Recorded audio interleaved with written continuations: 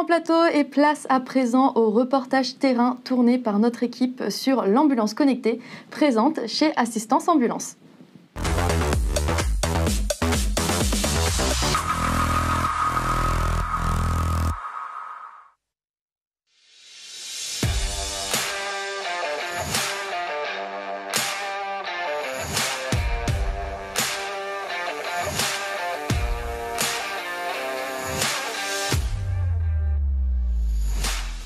Ça, c'est l'ambulance la plus connectée au monde. Donc ça, c'est l'armoire électrique de tous les modules qui existent. Donc ce module-là, il est simplement pour gérer tous les équipements électriques à bord de l'ambulance. Donc comme le chauffage, clim, signalisation, un module qui permet la télématique, donc avoir la solution connectée pour avoir en fait une possibilité de diagnostiquer à distance, de remonter les informations de géolocalisation des véhicules et l'état de véhicule. Après, on a des modules supplémentaires pour la gestion électrique et on a un système 360 qui permet en fait de visualiser tous les angles du véhicule. Et on a un système RFID en fait qui permet de gérer le matériel médical à bord de l'ambulance. Donc ça, c'est la gestion de l'ambulance.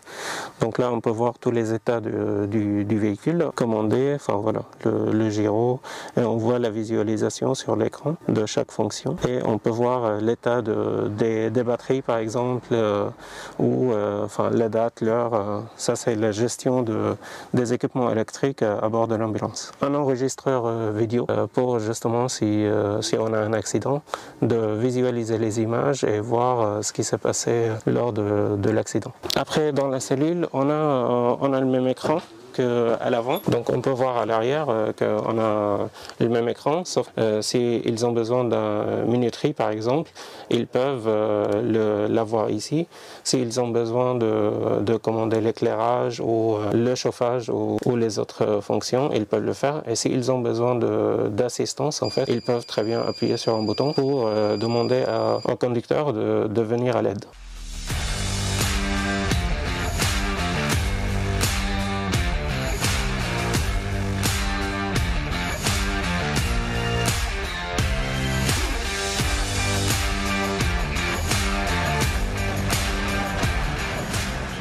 Je vais te présenter notre dernier véhicule arrivé. Donc ce véhicule-là est en service depuis quelques mois chez nous. On a dessus le système EasyTech comme sur tous les autres, avec le remontée des informations de géolocalisation, comme l'ensemble de la flotte. On a ajouté une petite nouveauté, c'est qu'on a des panneaux solaires sur celui-ci qui nous permet de recharger les véhicules tout en roulant. On a une tablette numérique pour les bilans. On a intégré des applications pour pouvoir faire des vérifications, pour dématérialiser tout ce qu'on faisait avant en papier. Et voilà, donc c'est notre tout dernier né. Le fait de pouvoir avoir une tablette amovible qui recharge et qui est vraiment type professionnel, elle a une autonomie. On peut faire nos vérifications de l'arrière, on peut faire nos bilans auprès de notre patient avec. On a nos missions qui sont dessus et on est vraiment autonome. On la glisse dans le sac d'intervention. On se balade avec, et voilà. Ça, c'est pour Vésuve. Donc, c'est une application qu'on a depuis quelques mois. Dessus, on a rassemblé les différentes checklists qu'on a à faire, alors que ce soit pour les véhicules, pour le bâtiment ou pour du matériel embarqué. La genèse de tout ça, c'est le système SCR. 2005. Exactement, la genèse 2003, on a une grosse réforme qui touche notre profession, qui est la réorganisation de la réponse à l'urgence préhospitalière à travers la garde, si vous voulez. Et là, ici, nous étions déjà un département, on va dire, correctement organisé, où nous faisions la différence en ce qu'on appelle l'urgence préhospitalière et la permanence de soins. Quand le SAMU nous déclenchait, si c'était il voulait une réponse rapide, par rapport à la pathologie du patient, c'était un certain type de véhicule qui était engagé, donc un véhicule lourd, et dans un délai bien précis, entre 0 et 15 minutes, ou entre 15 et 30 minutes.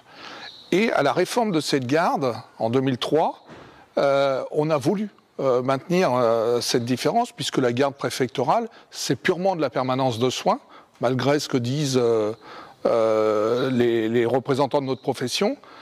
C'est de la permanence de soins, donc c'est un délai entre 30 et 40 minutes. Donc l'urgence préhospitalière, La définition dans le dictionnaire, c'est immédiat sans délai. Donc en 2003, nous, on a voulu, enfin 2003-2005, il fallait qu'on conserve cette différence qu'on avait dans ce département par rapport à ce qui pouvait se faire ailleurs. Donc la garde préfectorale a été maintenue avec les délais entre 30 et 40 minutes, et l'urgence préhospitalière a été définie avec un cahier des charges bien précis, tant sur la catégorie des véhicules, sur le matériel embarqué dans les ambulances et sur la formation des ambulanciers. Et tous ces véhicules, très rapidement, se sont retrouvés géolocalisés. Donc on déclenchait le véhicule le plus près du lieu de l'intervention. Et c'est ce qui a fait le premier pas vers l'intérêt de la connectivité. Alors on a regardé ce qui se faisait ailleurs, en Europe, on a vu des systèmes suédois, on a vu des systèmes américains sur la géolocalisation des moyens. L'histoire d'Astec a commencé à cette période-là, donc en 2015-2016, pour une mise en application 2016 sur le projet Gruau, Fernot, assistance ambulance. Bachar est devenu notre interlocuteur chez Petit pour ce système-là. Et ça a été la naissance de notre collaboration. Assistance, ce n'est pas vraiment un client pour moi, c'est plutôt un partenaire.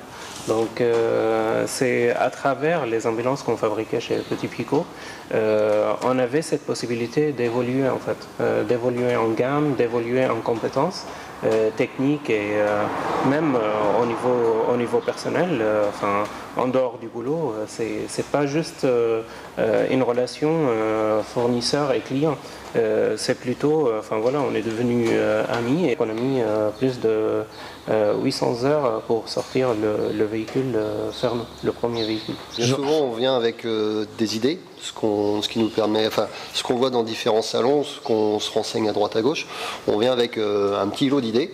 On voit avec le carrossier ou avec Estec, enfin bref, avec le partenaire avec qui on pense pouvoir travailler. Et alors on dit voilà, nous, on a besoin de ça. Alors on nous dit oui, on nous dit non, on nous dit peut-être, on nous dit autre chose. Et voilà, c'est un peu comme ça qu'on arrive, nous, à faire des choses. On a fait des erreurs sur certains systèmes, sur certains fonctionnements, qui, au fur et à mesure des ambulances, ont été corrigés. Donc l'ambulance qu'on fait cette année sera une ambulance similaire l'année prochaine. Il y aura une ambulance similaire l'année prochaine, mais qui sera toujours une évolution. Alors c'est des fois un peu futile ou un peu plus visible, suivant ce qu'on met dedans. Mais souvent, ouais, on essaye de retenir de nos erreurs et de voir aussi d'être pas renfermé sur nos propres idées, mais de voir ce que peut proposer, dans le cas d'Estec, ce qu'ils peuvent nous proposer, ce qui est pertinent pour nous, ce qui ne l'est pas. Et puis, je pense que ça marche pas trop mal, en tout cas. L'histoire de ce véhicule est un peu spécifique, hein. Je ne sais pas si vous connaissez, mais en 2015, on a eu la chance au congrès EMS à Nashville d'être retenu sur le projet Fernot. Il y a eu 5 véhicules qui avaient été prévus au niveau mondial. Un pour le bassin ouest européen, donc c'est Assistance Ambulance qui avait été retenu pour travailler sur ce projet-là, avec le groupe Gruau, Astec, et c'est Fernot qui était pilote, Tim Schroeder, qui pilotait ce système, enfin ce projet.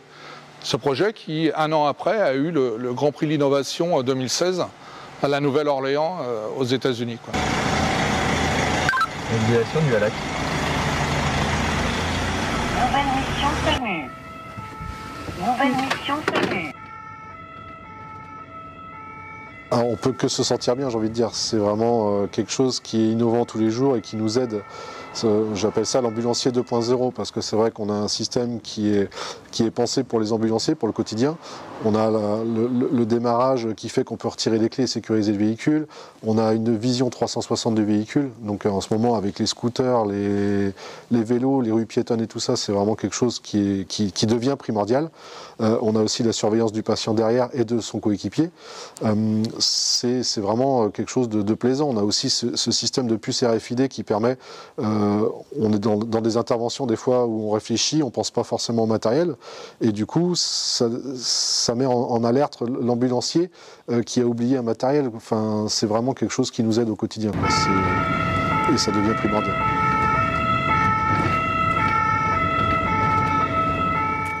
De retour sur le plateau avec justement Monsieur Dejoie qu'on a vu dans ce reportage. Merci d'être avec nous.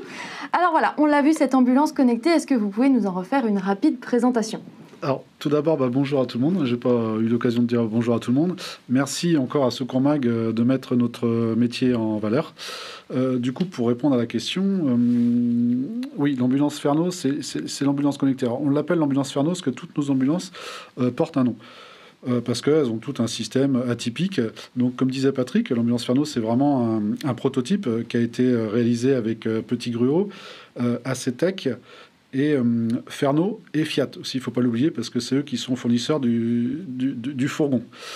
C'est une ambulance qui est type poids lourd, donc il faut un permis spécial pour la conduire. C'est un permis C1, hein, c'est une 4 tonnes 2.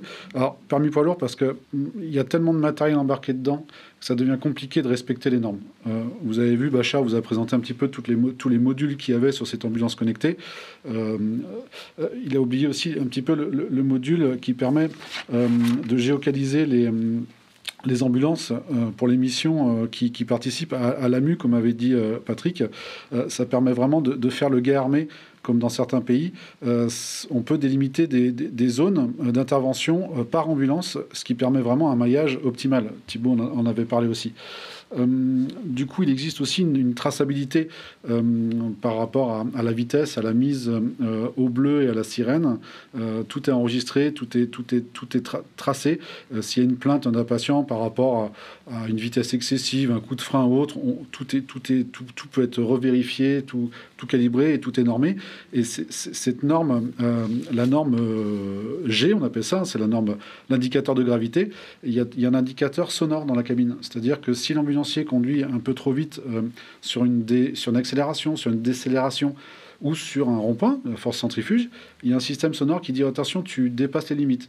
Et tout ça, c'est un plus pour la qualité de service, entre guillemets. Ça répond à la sécurité, au confort du patient aussi. Donc voilà, c'est vraiment un plus, cette ambulance connectée. Donc voilà. Un peu Merci beaucoup. On vous entend justement dans le reportage parler de l'ambulancier 2.0. Donc avec cette ambulance connectée, donc vous que vous utilisez aussi au quotidien, est-ce que vous y avez vu vraiment des grands changements d'avoir de toute façon ces nouvelles fonctionnalités avec vous? Alors tout à fait. L'ambulancier est un peu multitâche. Il conduit, il brancarde, il soigne, il fait beaucoup de choses. Et du coup, ça l'aide dans son quotidien. C'est des journées qui sont longues, qui sont fatigantes, puisque ce sont des gardes, parfois des gardes de 12 heures. Et du coup, ça nous aide vraiment aussi à sécuriser, comme je disais, dans la conduite, dans la vision 360. On enclenche un clignotant, on a tout ce qui se passe autour de l'ambulance. Donc on est sur des zones des fois piétonnaires, donc il y a les vélos, il y a les scooters, il y a les piétons, il y a les roues, enfin tout le monde, c'est vraiment, ça grouille dans tous les sens, et c'est vrai que ça sécurise. Et surtout aussi, c'est sur les manœuvres. Souvent, on accroche les ambulances sur les manœuvres. Du coup, ça permet vraiment d'avoir une visibilité optimale. L'ambulancier 2.0, c'était une expression que j'avais faite en écrivant un article, et c'est vrai qu'on évolue avec la technologie, de par les tablettes, de par certaines applications. C'est un métier qui est à part, et c'est aussi l'investissement d'assistance ambulance pour se démarquer aussi des autres. Essayer d'apporter vraiment des solutions pour notre métier, pour que ça avance, pour que les choses avancent. Mais pas que pour notre métier, aussi pour les patients. C'est quelque chose qui est primordial pour nous, pour notre vision, et c'est un vrai rôle d'équipe, parce que tous ces systèmes-là, il faut les faire aussi accepter par tout le monde. C'est de l'information et c'est de la formation en interne, pour que justement ce système soit accepté, soit utilisé de façon optimale. Voilà. D'accord, très bien. Mais finalement, cette ambulance connectée, est-ce qu'elle n'est pas trop connectée? Est-ce que finalement, ça ne devient pas presque handicapant pour vous d'apprendre à tout gérer, à tout utiliser? Non, parce que comme on l'a vu sur Ejima, c'est des systèmes qui sont intuitifs, c'est des petits items, c'est des logos, on appuie sur une touche. Enfin, mon enfant de 10 ans ou mon enfant de 5 ans pourrait le faire. C'est vraiment... les items sont un peu enfantins, entre guillemets, et c'est vraiment tactile. Et on a les deux mêmes tablettes, donc tout le monde parle... L'ambulancier qui est devant, l'ambulancier qui est derrière, parle le même langage. Et on ne peut pas dire que c'est trop connecté, justement. Je crois qu'on a vraiment besoin, à l'heure actuelle, d'avoir des aides de cette nouvelle génération de gens qui fusent d'idées pour notre quotidien, pour nous aider. Et ça, enfin, voilà, moi je trouve ça très, très enrichissant. comme système. Je rebondis sur une question que vous a posée Thibaut Refait durant justement la diffusion de ce reportage sur justement ces puces RFID en action. Est-ce que ça vous est vraiment utile? Est-ce que la géolocalisation du matériel, est-ce que ça a vraiment un intérêt? Alors, oui, tout à fait. Alors, c'est pas la géolocalisation du matériel parce qu'on ne sait pas où il va être. On sait qu'il est absent de l'ambulance. Donc, de toute manière, si on démarre le véhicule, on va voir l'item avec une croix rouge que ce matériel-là est absent. Il y a 8 matériels qui sont pucés RFID. Donc, c'est souvent du matériel qu'on oublie ou du matériel comme le multiparamétrique, le pied à perf, des choses qu'on oublie sur intervention ou dans les services. Parce que sur intervention, des fois, comme on n'est que 2, on prend en charge le patient, il faut le manipuler, il faut le brancarder. Des fois, il y a la famille. Enfin, des fois, c'est un peu de stress. Et puis, comme je disais, des fois, on pense vraiment à notre patient. Et puis, le matériel, malheureusement, voilà, il reste sur place. Du coup, ça permet vraiment de ne pas oublier le matériel. Alors, voilà, il y en a qui peuvent dire que c'est un gadget, mais tout le monde trouvait que l'idée était plutôt pas mal. Et vous, Thibaut, justement, donc vous êtes sapeur-pompier aussi. Est-ce que c'est quelque chose, j'imagine, de déjà présent, des véhicules connectés au sein des brigades? Alors, il y a des véhicules connectés dans différents services départementaux d'incendie et de secours, bien sûr. Je n'aurais pas la prétention de connaître toutes les ambulances dans tous les services d'incendie et de secours de France. J'aimerais bien faire un tour de France, mais j'ai hélas pas forcément le temps.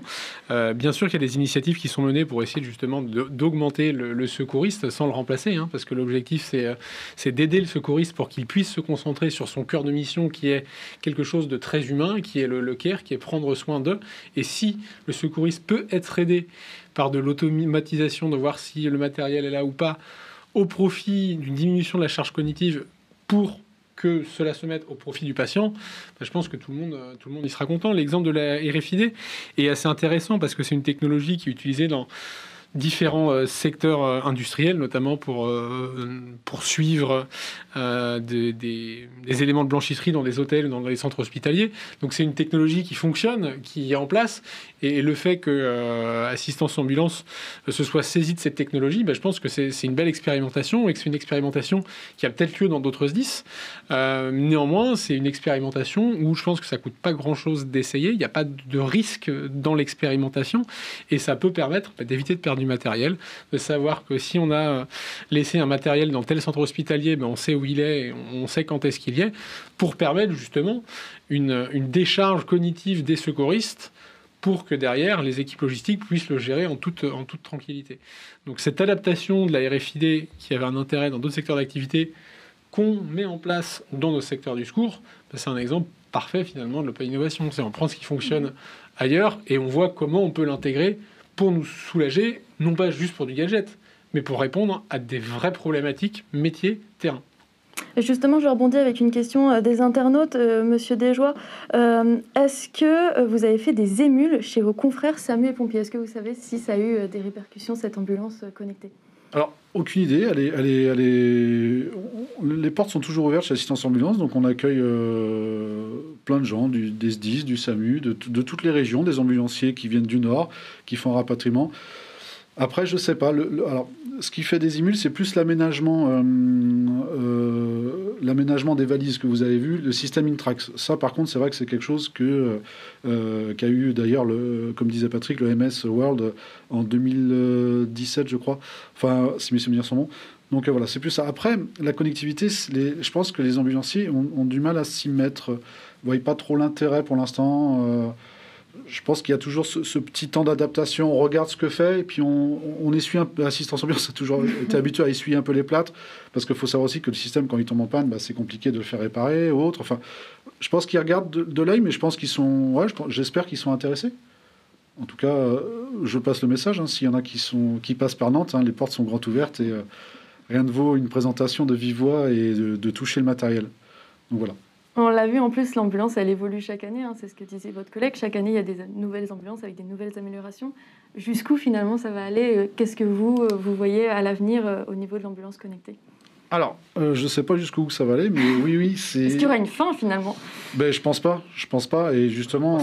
Il n'y aura pas de fin. Il n'y aura jamais de fin. Ce sera toujours une nouvelle. Je pense pas, parce que grâce à des gens comme Thibaut ou Mathieu, il y a toujours des gens qui ont des idées, Donc c'est hyper intéressant pour nous et c'est pour ça que l'échange et le voyage dans les différents salons sont importants parce que l'Italie est différent, la Grande-Bretagne est différente, les États-Unis c'est un monde à part. Enfin voilà, tous ces pays-là ont leur façon de travailler et aussi leurs produits et ils ont leur aussi open innovation et du coup on en profite et on voit ce qui est possible. Après, comme disait Thibault, la phrase était bien. On n'est pas là pour remplacer l'ambulancier. L'ambulancier est là vraiment et le maître de cérémonie, si j'ai envie de dire, de l'ambulance. Donc voilà. Et finalement, vous disiez, donc vous allez dans différents salons, vous voyez beaucoup de fournisseurs. Est-ce que c'est pas difficile de concilier tout le monde autour du même projet ? Non, parce que du coup, il y a toujours ce patient qui est au centre de notre attention et du coup, c'est ce qui fait avancer les choses et parler le même langage.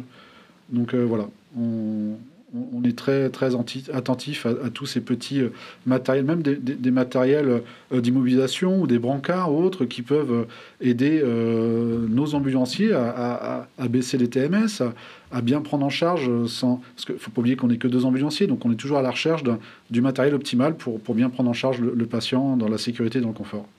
Eh bien, super.